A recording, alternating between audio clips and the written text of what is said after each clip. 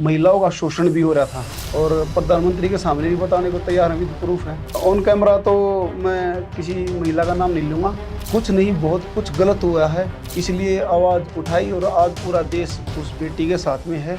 कल मैं जंतर मंतर पे ही था। जो बात कर रहे हो कि कीड़े की, ये इसमें फेडरेशन में मतलब काफ़ी सालों से था। कोई भी रेसलर आगे आने से डर रहा था कि भाई अगर मैं आगे आया और समाधान नहीं हुआ तो मेरा जीवन बर्बाद हो जाएगा। लेकिन अब क्या था, पानी सर के ऊपर से गुजर चुका था। तो जे देश के जितने भी ओलंपिक मेडलिस्ट हैं, भाई बजरंग पुनिया है, विनेश जी हैं, रवि दैया जी है, जितने भी मेडलिस्ट, जितने भी अवार्डी पहलवान हैं, सभी ने इकट्ठा होकर के इस आवाज़ को बुलंद किया है।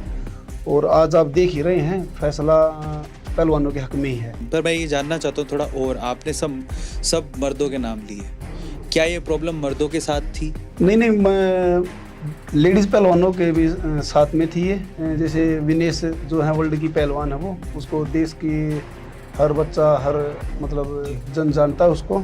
वो भी कल जंतर मंतर पे उसकी आंख से आंसू निकले हैं। तो ऐसे ही कोई लड़की मतलब रोड पे बैठ के नहीं रोएगी। कुछ नहीं बहुत कुछ गलत हुआ है, इसलिए आवाज़ उठाई और आज पूरा देश उस बेटी के साथ में है। फेवर भी पहलवानों के हक में जाएगा। आपने बहुत सारे रेसलर्स के नाम लिए और आपने ये कहा कि काफ़ी समय से ये प्रॉब्लम थी। मोमेंट कौन सा था जब ये बात हद से ज़्यादा पार हो गई और सारे रेसलर, अपने जो है महान रेसलर, इकट्ठे होकर जंतर मंतर में बैठ गए? कुछ दिन पहले टूर्नामेंट था एक, तो जैसे जूनियर सब जूनियर का लड़का था, वो वीडियो काफ़ी वायरल हुई थी।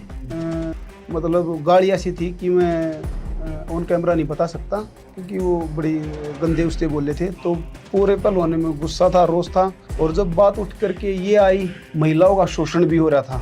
ये पहली रिपोर्ट किसने दी कि हमारे साथ ये हो रहा है? ये देखो ऑन कैमरा तो मैं किसी महिला का नाम नहीं लूँगा।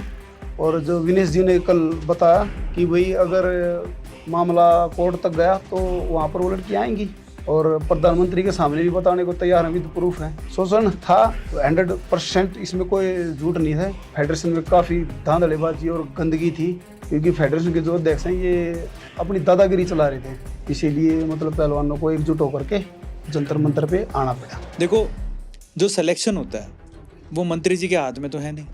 मंत्री जी के नीचे मंत्री जी के पीए होते हैं, आपके जो फेडरेशन होती है उसका हेड भी होता है, कोच भी होता है। तो मैं ये जानना चाहता हूँ कि जो कीड़ा है, जो आप बोल रहे थे कि मंत्री जी, हो सकता है आप जो कह रहे हैं आपके शब्द के हिसाब से कि मंत्री जी दादागिरी दिखा रहे थे, वो किसी को टिकने नहीं दे रहे थे, लेकिन जो कास्टिंग काउच का कीड़ा है, फ़ायदा उठाने वाला, वो नीचे से ऊपर तक था कि सिर्फ ऊपर तक था, वो थोड़ा समझो। अकेला मंत्री नहीं, जो उसके इर्द गिर्द जो भी कोचेज वगैरह हैं, सब तो नहीं, सब तो एक जैसे नहीं होती, पांचों उंगलियां एक जैसी नहीं होती। लेकिन इस में ज़्यादा ही मतलब गंदगी घुस चुकी थी।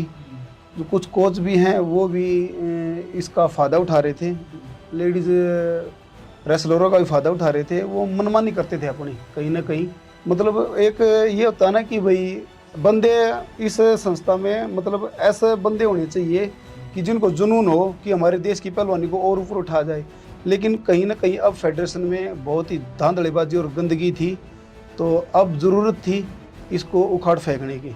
अब आप लोग क्या चाहते हो फाइनली? हम ये चाहते हैं कि ये जो फेडरेशन है, इसको पूरा का पूरा, इसको मतलब पूरा स्टाफ चेंज होना चाहिए। तो आप ये चाहते हो कि, वैसे जनरली ऐसा होना भी चाहिए कि आप स्पोर्ट्स देख रहे हो तो स्पोर्ट्स मिनिस्टर हमारा स्पोर्ट्स से रिलेटेड होना चाहिए। क्योंकि देखो, जो अभी फेडरेशन के अध्यक्ष ब्रजभूषण जी, और उसका तो पहलवानी से कोई लेना देना है ही नहीं। उसमें तो उसको तो पहलवानी का पै भी नहीं पता। और अध्यक्ष ऐसा बंदा अगर कुर्सी पे बैठता है तो वो पहलवानों की भावनाओं को क्या समझेगा? तो कुर्सी पर ऐसा बंदा बैठना चाहिए ना जो पहलवानों की भावनाओं को, हर एक खिलाड़ी की भावनाओं को समझ सके, ये समझ सके कि भाई उन्हें चाहिए क्या।